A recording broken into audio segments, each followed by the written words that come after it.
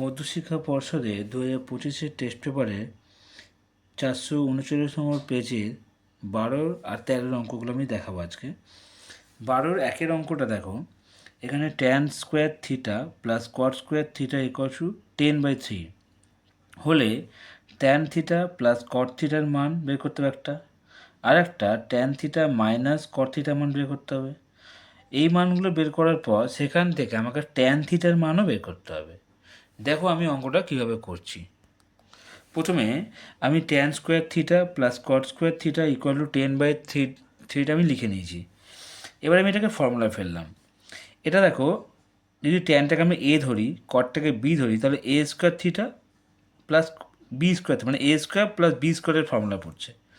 Formula হচ্ছে a + b whole square -2ab। আমি এখানে কী করেছি, ট্যান থিটা প্লাস কট থিটার whole square -2 tan theta into cot theta করলাম।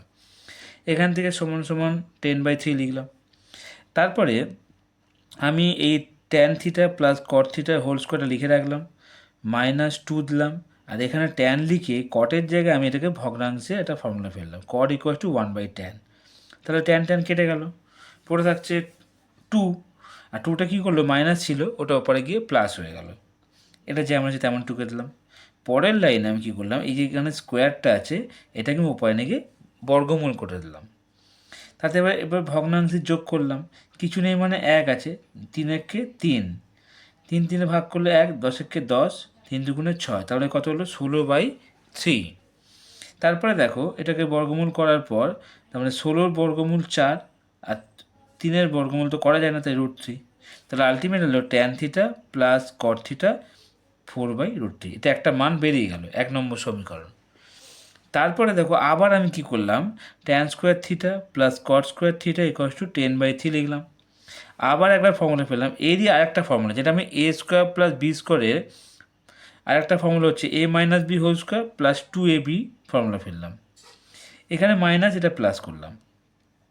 এবার দেখো আবার সেই একই রকম এটা টুকে নিলাম। টোকার পর কটটাকে ভাঙিয়ে 1/tan করলাম, tan কেটে গেল, এদিকে +2টা গিয়ে ওপরে গিয়ে মাইনাস হয়ে গেল। আবার এরকম সেই ভগ্নাংশের 1 করে 3 একে 3 করলাম, করে লসাগু করলাম। 3 দিয়ে 3কে ভাগ করলে 1, 10 একে 10, 3 2 6, বোঝা গেল। এটা যেমন আছে তেমন টুকে দিলাম আস্তে আস্তে করে। তারপরে এই যে স্কোয়ারটা ওপরে গিয়ে আবার বর্গমূল করে দিলাম, আর 10 থেকে 6 বিয়োগ করলে 4 হলো, 4-এর বর্গমূল 2, আর √3 বর্গমূল তো থেকেই গেল। তাহলে আলটিমেট এইটার মানও বেরিয়ে গেল, tan থিটা মাইনাস কট থিটার মানটা। তাহলে এবার 1 নম্বর 2 নম্বর সমীকরণকে আমি এবার অপনয়ন করলাম। একটা 1 নম্বর সমীকরণ ছিল tan থিটা প্লাস কট থিটা 4/√3, আর একটা ছিল tan থিটা মাইনাস কট থিটা 2/√3।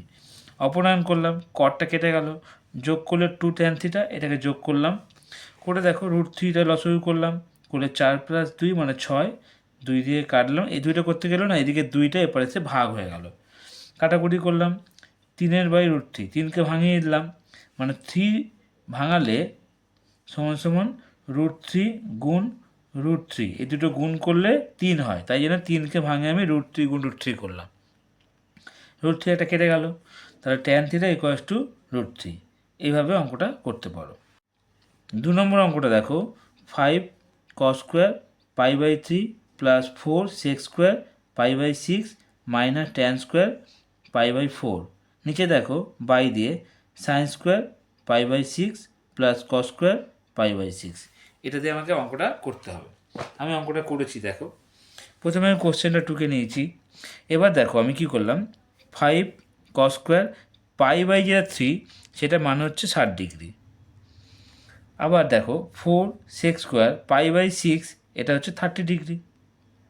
কারণ কী করে করছি আমি, না পায়ের মান তো 180, 100 থেকে 6 দিয়ে ভাগ করলাম, 30 ডিগ্রি, এইভাবে সবই তাই করছি আমি। মাইনাস tan স্কোয়ার π/4, tan স্কোয়ারটা বসলো, পাই মানে 180, 4 দিয়ে ভাগ করলে 45 ডিগ্রি। এরমভাবে আমরা এটাও করলাম, sin স্কোয়ার π/6 মানে 30 ডিগ্রি, cos স্কোয়ার π/6 মানে 30 ডিগ্রি। এবার কী করলাম, দেখো মান বসালাম, 5 বসালাম, cos স্কোয়ার 60 মানে cos 60 মান হচ্ছে 1/2 এর হোল স্কোয়ার, বসিয়ে দিলাম, প্লাস 4 sec 30 মান হচ্ছে 2/√3, যেহেতু স্কোয়ার তাই জন্য হোল স্কোয়ার করলাম, মাইনাস tan 45 মানে 1, তার মানে 1 স্কোয়ার করলাম। নিচে দেখো sin স্কোয়ার 30, sin 30 মান হচ্ছে 1/2, তাই স্কোয়ার করলাম। কস 30 মান √3/2, তাই হোল স্কোয়ার করলাম। এবার দেখো 1 স্কোয়ার 1, 5 একে 5, 2 দুগুণে 4 পড়ে গেল। 2 দুগুণে 4, √3 স্কোয়ার 3, 4 4 16/3 মাইনাস 1 স্কোয়ার 1। নিচে দেখো 1/2 হোল স্কোয়ার মানে 1/4 প্লাস √3/2 হোল স্কোয়ার, তার মানে √3 যে স্কোয়ার করলে 3 আর 2 স্কোয়ার 4 হয়ে গেল। এবার এটাকে যোগ করলাম, 4 4 লসাগু করে 4 হলো, 4 3 3 1 4 হলো, হয়ে গেল। এটা দেখো 4 3 আর কি জন্য 1, লসাগু করলে 12 হলো। 4কে 12 দিয়ে ভাগ করলে 3 হয়, 3 5 15 প্লাস 3 দিয়ে 12কে ভাগ করলে 4, 4 16 64 মাইনাস আর 12 সঙ্গে 1 গুণ করলে 12, যোগ বিয়োগ করে দেখো কি আসছে 67/12, নিচে 1, তার মানে 1-এর তো ভাগ করলে একই বেরোবে, তাই 67/12কে ভাগ করলে 5 পূর্ণ 7/12, অ্যান্সার এটা। 3 নম্বর অঙ্কটা দেখো sin θ/x = cos θ/y হলে প্রমাণ করো sin θ minus cos θ = x minus y √x² minus y²। কীভাবে অঙ্কটা করছি দেখো, প্রথমে আমরা কী করলাম, sin θ/x = cos θ/y = k ধরে নিলাম। এবার এটাকে ইন্ডিভিজুয়ালি করলাম, sin θ/x = k, তাহলে sin θ হলো kx, cos θ/y = k, তাহলে cos θ হলো ky। এবার আমি দেখো যে ফর্মুলাটা জানি আমরা, sin square theta plus cos square theta = 1।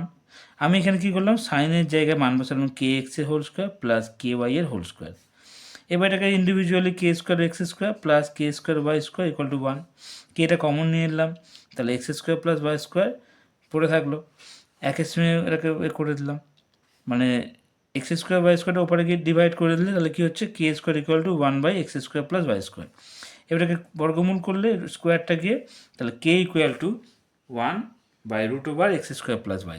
এই পর্যন্ত মানটা আমি বের করে নিলাম k এর মানটা। এবার একটা একটা করে, প্রথম দেখো sin θ মান ছিল kx, তাহলে আমি কী করলাম, k এর মানটা বসালাম। আলটিমেট তাহলে x এর সঙ্গে গুণ করলে x এর সঙ্গে 1 গুণ করলে x/√x² প্লাস y²। এরমভাবে cos θ ky ছিল, yটা বসালাম, k এর মানটা বসিয়ে দিলাম, তাহলে y/√x² প্লাস y²। এবার আমাকে বের করতে বলেছে sin θ মাইনাস cos θ। আমি sin θ মানটা বসালাম x/√x² plus y² minus cos θ মানটা বসালাম y/√x² প্লাস y²। এবার এটাকে লসাগু করলাম, তাহলে √x² প্লাস y² আর x মাইনাস y, এইভাবেই প্রমাণিত করলাম। 13 অঙ্কটা দেখো, 13-1 একটি পাখি ভূমিতলের সঙ্গে সমান্তরাল রেখায় 200 মিটার উঁচু দিয়ে উত্তর থেকে দক্ষিণে যাচ্ছিল। মাঠের মাঝখানে দাঁড়িয়ে একটা সুশোভন প্রথমে পাখিটিকে উত্তর দিকে 30 ডিগ্রি কোণে দেখতে পেল, 3 মিনিট পর দক্ষিণ দিকে 45 ডিগ্রি কোণে দেখতে পেল। আসন্ন পূর্ণ সংখ্যা কিলোমিটারে প্রকাশ করলে গতিবেগ ঘন্টায় কত ছিল সেটা বের করতে হবে। প্রথমে আমরা ছবিটা আমি এঁকে নিলাম। দেখো এটা উত্তর দিক, এটা দক্ষিণ দিক করলাম, উত্তর দিকে 30 ডিগ্রি, দক্ষিণ দিকে 45 ডিগ্রি, আর এটা যে উচ্চতা সেটা 200 মিটার, উপরে লিখেছি আমি, একটা চিহ্ন দিয়ে দেখিয়ে দিলাম। এবার দেখো প্রথমে লিখে নিলাম BD = 200 মিটার, আর ABD সমকোণী ত্রিভুজের মধ্যে BAD কোণ হচ্ছে 30 ডিগ্রি, এই যে এটা 30 ডিগ্রি কোণ। এবার দেখো এখানে BD/AB, এখানে BD হচ্ছে লম্ব, AB হচ্ছে ভূমি, তাহলে tan 30 করলাম। ABর মান তো আমি পাইনি, তাই BDর মানটা 200 পেয়েছি, 200 মিটার, তাহলে এখানে tan 30 মান 1/√3, AB = 200√3 মিটার বেরিয়ে গেল। এরমভাবে আমরা ওপারের অংশটাও বের করব, এই পারের অংশটাও একই রকমভাবে করব। এটা হচ্ছে BC, এখানে DC আর হচ্ছে এখানে BD দিয়ে। তাহলে দেখো এই DC যে আমরা বের করছি, তাহলে BD/DC = tan 45, এখানে BDর মান তো পেয়েছি আমরা 200, আর DCটা বসালাম,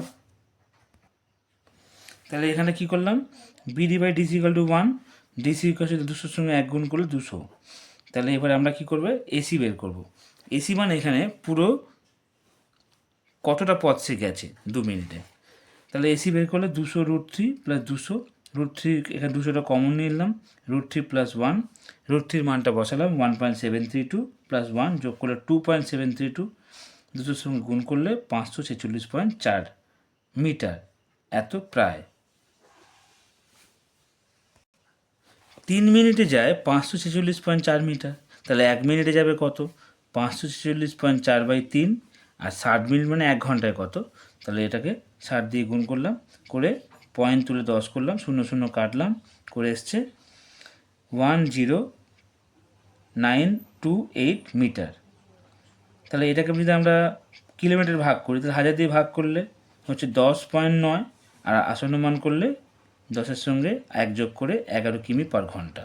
এইভাবে তোমরা অঙ্কটাকে সলভ করতে পারো। একটি হ্রদের জলতলে 60 মিটার উচ্চতা অবস্থিত কোনো বিন্দু থেকে একখণ্ড মেঘের উন্নতিকোণ 30 ডিগ্রি এবং ওই বিন্দু থেকে হ্রদের জলে মেঘের প্রতিবিম্ব অবনতিকোণ 60 ডিগ্রি হলে হ্রদের জলের উপরিতল থেকে মেঘ কত উচ্চতায় আছে। প্রথমে আমরা আগে ছবিটা এঁকে নিলাম। আগে জলতল থেকে যেটা আছে সেটা হচ্ছে 60 মিটার আমি এঁকে নিয়েছি, 30 ডিগ্রি কোণ দিয়ে করে নিয়েছি। একটি হ্রদের জলতলের উচ্চতা যদি 60 মিটার হয়, তাহলে এবিসি সমকোণী ত্রিভুজের মধ্যে এসিবি কোণ এখানে 30 ডিগ্রি বলেই দিয়েছে। এবিটাকে আমি 60 ধরে নিয়েছি, বিসিটাকে আমি বের করব, তাই AB by BC equal to 1/√3। এখান থেকে বিসির সঙ্গে 1 গুণ করলে বিসি হয়, 60-এর সঙ্গে √3 গুণলে 60√3, মানে বিসির মানটা আমি পেয়ে গেলাম। ঠিক একই রকমভাবে যখন এর পরের স্টেপে যখন 60 ডিগ্রি কোণ দিয়ে বের করতে বলছে, তখন বলছে যে জলতল কতটা উঁচুতে আছে। তখন আমরা এসিবি কোণ করলাম 60 ডিগ্রি, এবি বের করতে হবে, আর বিসিটা আমি পেয়েছি আগেরবারের মতো 60√3 বসিয়ে দিয়েছি, আর এখানে tan 60 যেহেতু লম্ববাই ভূমি দিয়ে করবো আমি, তাহলে এটা গুণ করলে হচ্ছে এবি ইকুয়াল টু 60√3 ইন্টু √3, তার মানে গুণ করলে 60 গুণ 3 মানে 180 মিটার। তাহলে এবি হচ্ছে 180 মিটার। কিন্তু আমাকে বের করতে বলছে যে হ্রদের জলের উপরিতল থেকে মেঘ কতটা উচ্চতা আছে, তাহলে 180, আর আগে ছিল 60 ডিগ্রি ছিল জলতলে, সেখান থেকে বিয়োগ করলে 120 মিটার উচ্চতায় মেঘ দেখা যাচ্ছে।